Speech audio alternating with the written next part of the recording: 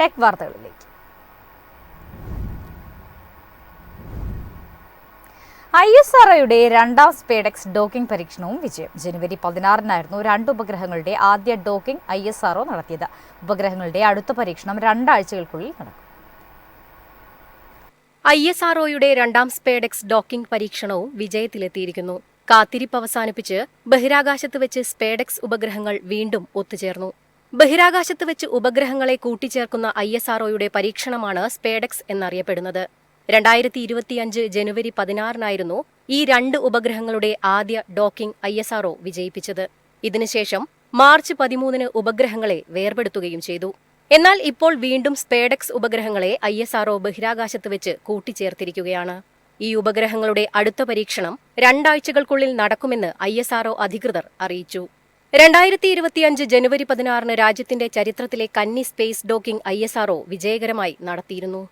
ISROയ്ക്ക് ഭാരതീയ അന്തരീക്ഷ സ്റ്റേഷൻ, ചന്ദ്രയാൻ 4, ഗഗൻയാൻ എന്നീ സ്വപ്ന ദൗത്യങ്ങൾക്ക് നിർണായകമാണ് ഈ ഡോക്കിംഗ് ആൻഡ് ഡി ഡോക്കിംഗ് സാങ്കേതികവിദ്യകൾ. ഇന്ത്യയുടെ കന്നി ബഹിരാകാശ ഡോക്കിംഗ് പരീക്ഷണ പദ്ധതിയാണ് സ്പേഡെക്സ്. അമേരിക്കയ്ക്കും റഷ്യയ്ക്കും ചൈനയ്ക്കും പിന്നാലെ ബഹിരാകാശ ഡോക്കിംഗ് സാങ്കേതികവിദ്യ സ്വന്തമാക്കുന്ന 4ാമത്തെ രാജ്യമാണ് ഇന്ത്യ. ISROയുടെ ഡോക്കിംഗ് പരീക്ഷണ വിജയത്തെ രാഷ്ട്രപതിയും പ്രധാനമന്ത്രിയും അടക്കമുള്ള പ്രമുഖർ പ്രശംസിക്കുകയും ചെയ്തിരുന്നു. News desk MyFin TV. Indian IT കമ്പനികളുടെ വളർച്ചയിൽ ആശങ്ക പ്രകടിപ്പിച്ച ബ്രോക്കറേജുകൾ. ആഗോള വെല്ലുവിളികൾ വരുമാന വളർച്ചയെ പിന്നോട്ടടിക്കുമെന്ന റിപ്പോർട്ട്.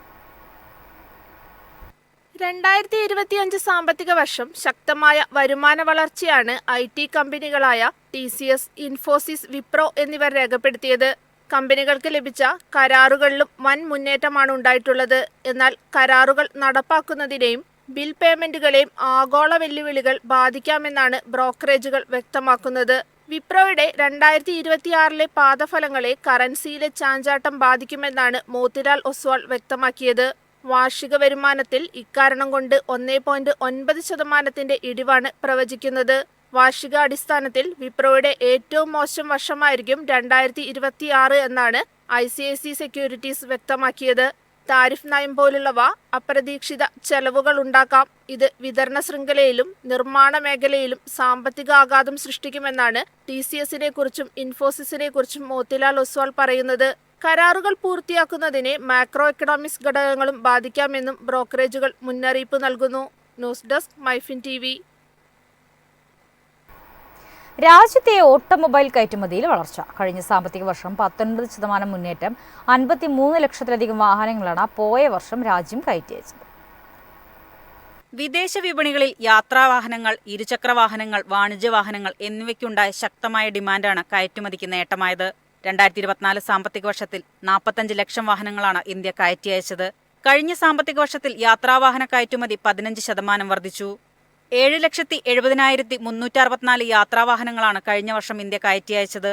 കഴിഞ്ഞ സാമ്പത്തിക വർഷം ഈ വിഭാഗത്തിന്റെ ഏറ്റവും മികച്ച വാർഷിക പ്രകടനമാണ് റിപ്പോർട്ട് ചെയ്തിരിക്കുന്നത്.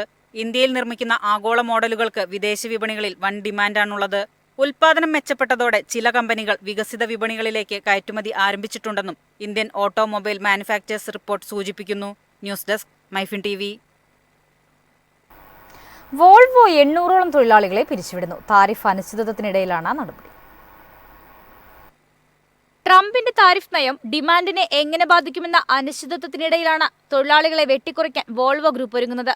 പെൻസിൽവാനിയയിലെ മങ്കുക്കിയിലെ മാക്ട്രക് ഫാക്ടറിയിലും ഡബ്ലിനിലെ വിർജീനിയയിലും മേരിലൻഡിലെ ഹാഗർടൗൺസിലുമുള്ള 2 ഫാക്ടറികളിലുമായി 550 മുതൽ 800 വരെ ജോലികൾ വെട്ടിക്കുറയ്ക്കുമെന്ന് കമ്പനി ജീവനക്കാരെ അറിയിച്ചു. വാഹന ഡിമാൻഡ് കുറയുന്നതിനനുസരിച്ച് ഉൽപാദനവും പരിഷ്കരിക്കണം. ഇതിന്റെ ഭാഗമായാണ് നടപടി. വോൾവോയുടെ വടക്കേ അമേരിക്കൻ കമ്പനികളിലായി ഏകദേശം 20,000 പേർ ജോലി ചെയ്യുന്നുണ്ട്. വർദ്ധിച്ചുവരുന്ന ചെലവുകളും വിതരണ ശൃംഖലയിലെ തകർച്ചയും നേരിടുന്ന വ്യവസായങ്ങൾക്ക് ട്രംപിന്റെ താരിഫ് നടപടി പ്രതികൂലമാവുകയാണ്. News desk MyFin TV. Tesla chip നിർമ്മാണം വിപുലീകരിക്കുന്നതിനായി ഇന്ത്യയുമായി സഹകരിക്കും. US ചിപ്പ് നിർമ്മാതാക്കളായ മൈക്രോണുമായും ഇന്ത്യൻ കമ്പനിയായ CG സെമിയുമായും ഇത് സംബന്ധിച്ച ടെസ്ല ചർച്ച നടത്തി. ചിപ്പ് വിതരണത്തിനായി ഇന്ത്യയിൽ ടാറ്റ ഇലക്ട്രോണിക്സുമായി ടെസ്ല നേരത്തെ കരാറിൽ ഏർപ്പെട്ടിരുന്നു.